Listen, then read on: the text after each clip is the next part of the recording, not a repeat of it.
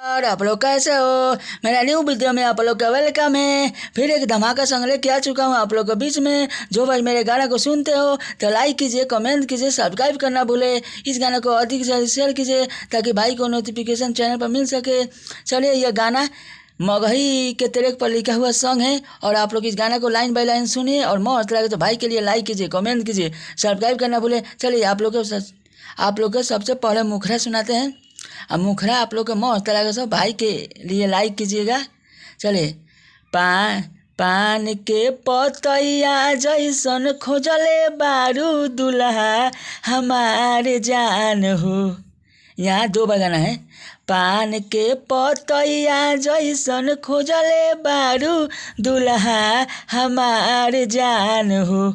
यारावा के भूल जइबू जाके ससुराल जान हो। यारावा के भूल जइबू जाके ससुराल जान हो। पान के पतैया जैसन खोजले बारू दुल्हा हमार जान हो। यारावा के भूल जइबू जाके ससुराल जान हो। यारावा के भूल जइबू जाके ससुराल जान हो। यह गाना को ट्रैक बनवा के आप लोग गा सकते हो फ्री में। और यह गाना ऑफिशियल बबलू बिजली को चैनल पर कमेंट कीजिएगा।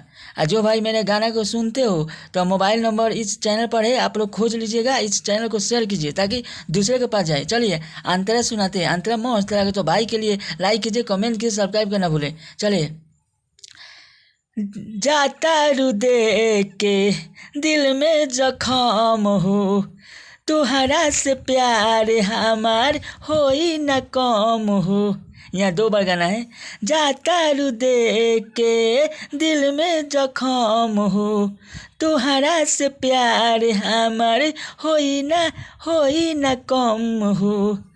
फूल के पतैया जैसन खोजले बारू दुल्हा हमार जान हो। फूल के पतैया जैसन खोजले बारू दुल्हा हमार जान हो। यारावा के भूल जइबू जाके ससुराल जान हो। यारावा के भूल जइबू जाके ससुराल जान हो। यह अंतरा वन था और मुखरा है। मगही के ट्रैक पर लिखा हुआ ये सॉन्ग है।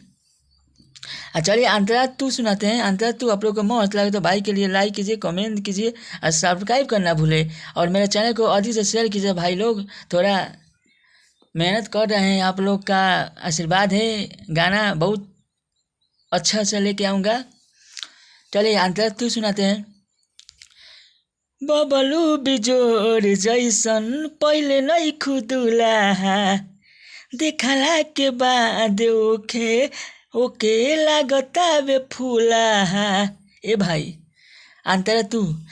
बबलू बिजोर जैसन पहले नहीं खुदुला, देखला के बाद ओके लागता वे फूला। जामुन के पतैया जैसन खोजले बारू दुल्हा हमार जान हो।